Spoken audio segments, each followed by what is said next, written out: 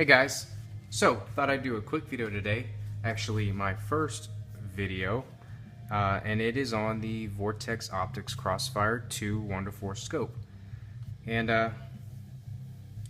I'm basically doing this because I've been trying to find a decent 1:4 scope in my price range that wouldn't break the bank.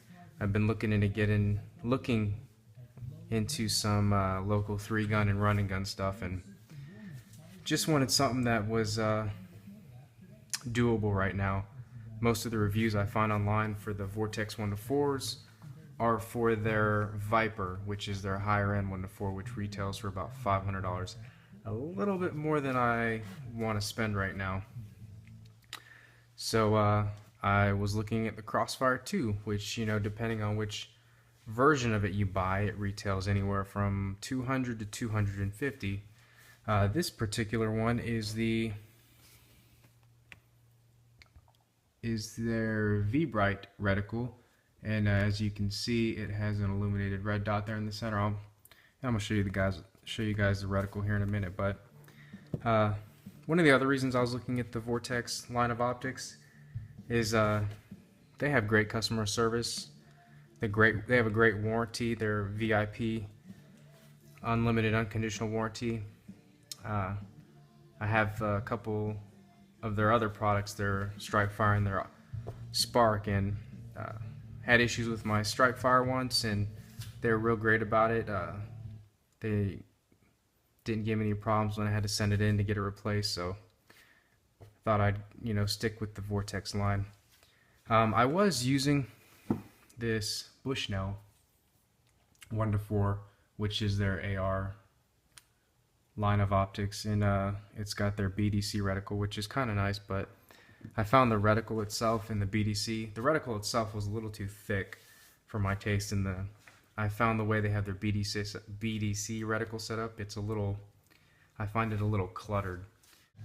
And when I say cluttered, I mean that the dots on that particular Bushnell optic that they use for their BDC, the dots, they're solid dots, as opposed to open circles that I've used with other BDC reticles, and I find that the solid dots tend to get in the way of the target as opposed to an open circle, which makes it much easier to pick up on your target. I don't like, you know, real busy reticles, which is why I also really like this Vortex line. It's got a very clean, fine reticle with that 1.5 MOA dot in the center. I didn't have any issues with it. I actually took it out today to the range and got it sighted in at 100 yards, which didn't take long at all. It wasn't very far off from my rifle, so I didn't spend very much time getting it sighted in. But it's got a clean reticle. I didn't have any issues with it. It didn't get lost in the target or anything. Target acquisition was real easy. But give me a second, I will show you the reticle. And here is the reticle.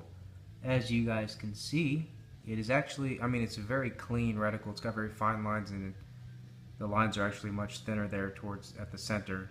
And I don't know if you guys can see it on camera, but there is a dot in the very center, a 1.5 MOA dot, and it's not, looking through the scope in person is actually very easy to pick up, and I just don't know if you guys can see it as well as I can right now. And go ahead and turn this illumination on. Go ahead and stick it right here at 11. And that is the reticle with the illuminated red dot on, and that is at 11, the highest brightness setting. It's actually a lot brighter here in person, but the only gripe I really have about this scope is that with the illumination on, that red dot is pretty much disappears when there's bright sunlight out, which doesn't completely bother me, because the only reason I wanted the illuminated reticle version was for low light conditions, and during the evening when the sun started going down and it started to get a little darker out, that red dot, it's very visible, very easy to pick up. So, but yeah, that's my only real issue with that, is that red dot's, you know, hard to pick up during bright sunlight. But when it's bright sunlight, I'm not too worried about that illuminated red dot there. And another thing about this scope is the eye relief on it is very forgiving. It's very easy to use with both eyes open. And the scope has a 4-inch eye relief, but I can tell you right now that the camera here is about 6 inches from the eyepiece. And this is actually about where my natural cheek placement puts me. So very easy to use with both eyes open. And right here is about 4 inches from the eyepiece. And then as you move on in, I don't know if you guys can see that red dot a little bit better there, but very happy with that. So the brightness knob has 11 different settings, and it doesn't have an audible click, but it is a very positive click. You can definitely feel it click into position. Comes with cap turrets, which I think is kind of nice, because once I get this thing zeroed in, I don't plan on making any adjustments from there, and there's no possibility of me accidentally turning these. They are in half MOA adjustments, and these are finger adjustable. You don't need a tool or anything to turn these. And they do have a it's an audible click and a very positive feel whenever you turn it. And once you get it zeroed in, you can pull this screw, take the knobs off, rotate them back to 0, and put the screws back in, which I did. Wasn't planning on, but I figured I'd do it anyways while I was out there at the range.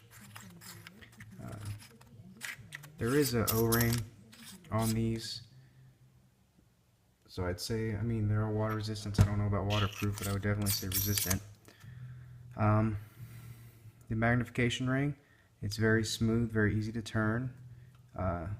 It's not so easy that it would probably, you know, move by itself, but it definitely is smooth and easy to turn.